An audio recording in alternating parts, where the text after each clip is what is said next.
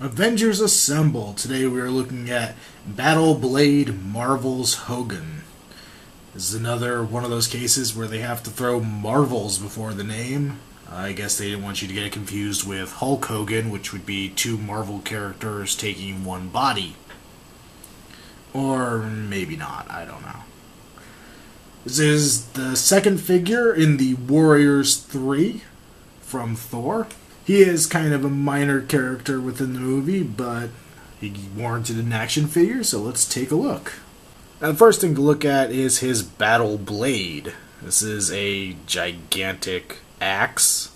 I mean, it's really big. Granted, it's not so big that you would believe he could never possibly pick it up, but it is really oversized. However, of course, there's a gimmick with this. These two blades will be removed. And in all honesty, I really don't know if this piece is supposed to be anything on its own, but you can kind of have, I guess, a spear.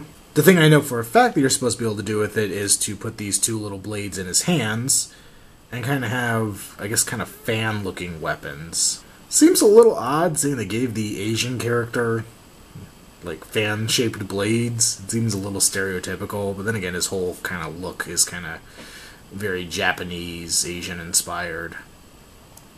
But honestly, out of all the gimmicky weapons we get across these lines, this is actually okay. I might actually pose him like this. Not really, because I want my stuff to be movie accurate, but, you know, if they made Thor 2 and he had weapons like this, I wouldn't think it was the dumbest thing ever. It actually kind of looks cool and it looks kind of dangerous.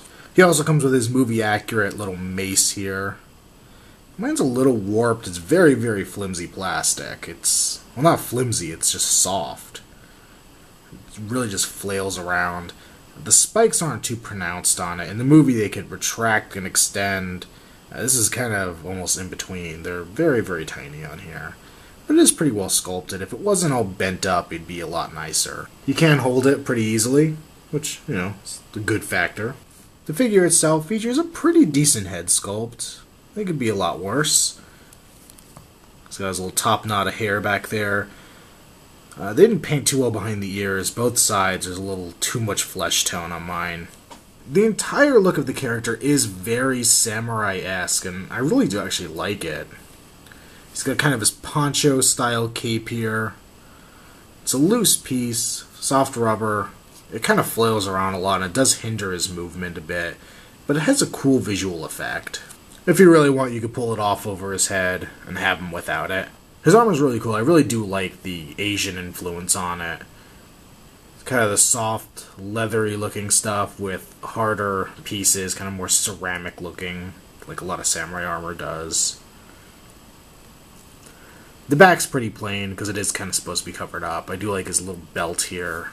It's neat looking. He's got the big chunks of armor on his legs. And then his big chunky boots down here. Not a whole lot to the figure itself, but it really does have a cool look. And a very unique look from the movie. For articulation, he has a standard ball-jointed head.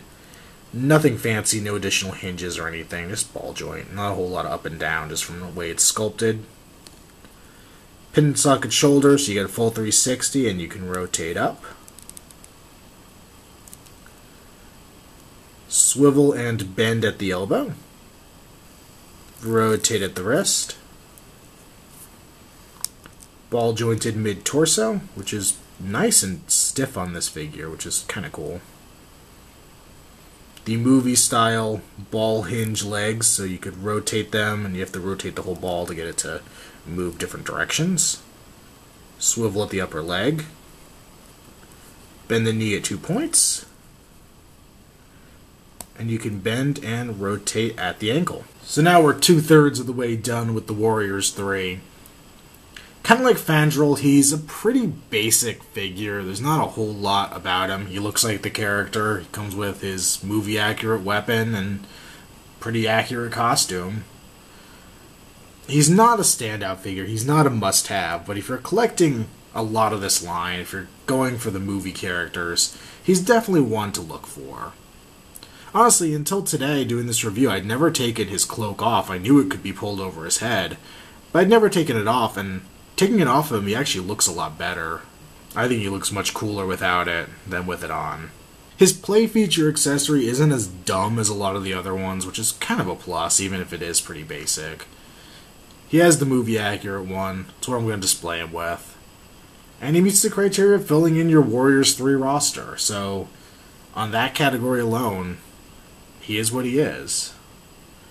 I'm going to go ahead and recommend him. It's not the strongest to recommend, seeing as the Warriors 3 really aren't imperative to pick up within the Thor line, but then again, for Thor, what do you really need? Thor and maybe Loki? So anything else is just kind of an ancillary part if you're into it. But I would recommend picking it up. He's a cool figure. Originally, Wave 2 was pretty elusive, but I've seen it hitting a lot of Targets, and even some Walmarts are getting it in. Toys R Us as well. So it shouldn't be too terribly hard to go to a store and pick one of these guys up. This has been another Outside the Box review, and stay tuned as we continue to count down to Avengers.